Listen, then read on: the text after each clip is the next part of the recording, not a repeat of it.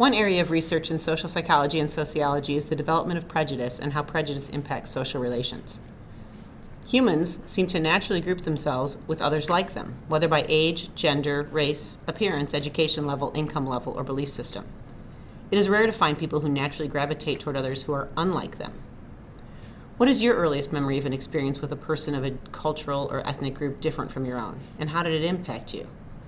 Many of my students have reported interacting with people of different racial and ethnic backgrounds from a very young age, but these are often individuals who share a similar income level, family structure, and belief system. How much time have you spent around people who are truly different from you? For example, an African tribesman, a native Mayan, or closer to home, a coal miner, or a Hmong refugee.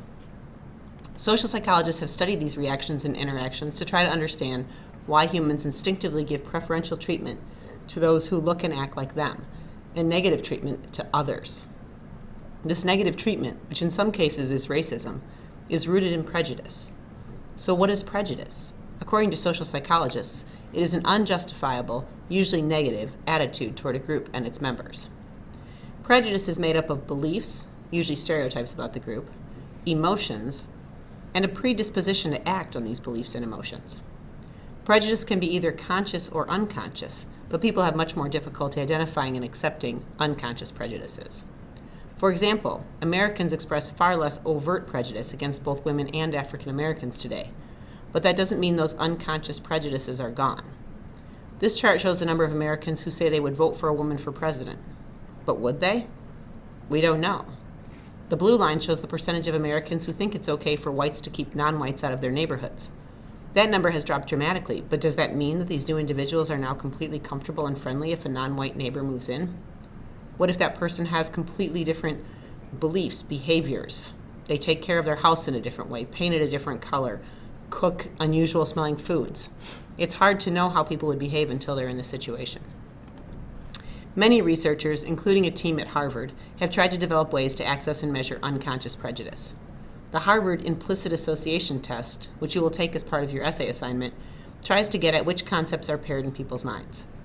Researchers have found that people have a hard time associating black faces with pleasant words, but also that people have a harder time associating words like trust with people of the opposite gender. Are we just naturally averse to difference, or is something in our culture teaching us negative views? Researchers are interested in uncovering the causes of prejudice. One cause is social inequality. The haves tend to suspect the have-nots and vice versa. Another cause is what we call in-group bias. Even when test subjects are randomly divided into groups, they quickly form alliances within the groups and begin rooting for group members against others. Think of how high school students root against rival schools in sports, or how they even behave in a gym class competition. We like to form groups, and we seem naturally predisposed to distrust and disfavor non-group members. Ethnocentrism is a more developed version of the in-group bias, the tendency to believe that your ethnicity and culture is the best in the world. Politicians spend a lot of time reinforcing ethnocentrism, saying America is the best nation on earth. If they don't, they are considered unpatriotic and suspicious. Ethnocentrism can build group bonds, but it also teaches us to look down on other cultures. The other race effect is the same concept, but specific to race. And it doesn't just exist among white people or white Americans. Many racial or ethnic groups believe they are superior and discourage group members from marrying outside. Another cause of prejudice can be emotional.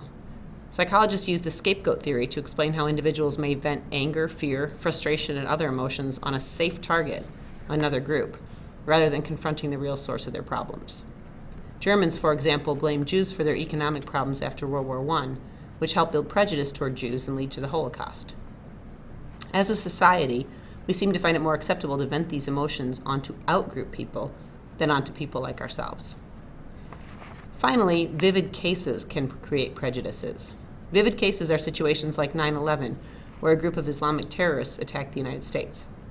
Although the vast majority of Muslims are not terrorists, and most terrorists are not Muslim, the vivid and terrifying case causes the overlap to seem complete and to justify feelings of prejudice toward Muslims. This can happen on a much smaller scale. Someone who is robbed by a person of a different race or ethnicity may immediately blame people of that group for all crimes simply because their own personal experience was so vivid.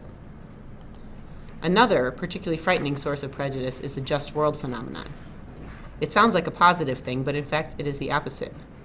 This is the underlying belief, which people seem to share, that other people get what they deserve and deserve what they get. If the world is just, then if a person is poor or illiterate or in legal trouble, it's probably their own fault. Obviously, this belief can lead to prejudice because if white Americans observe that many Black and Hispanic families live in poor neighborhoods, and they instinctively blame them for their situations, then they will assume there must be something wrong with them. This assumption completely overlooks other sociological and historical causes of poverty. It may seem obvious, but it's important to stop and consider why prejudice matters. Feelings of prejudice by one group can have all sorts of negative implications for other groups of people.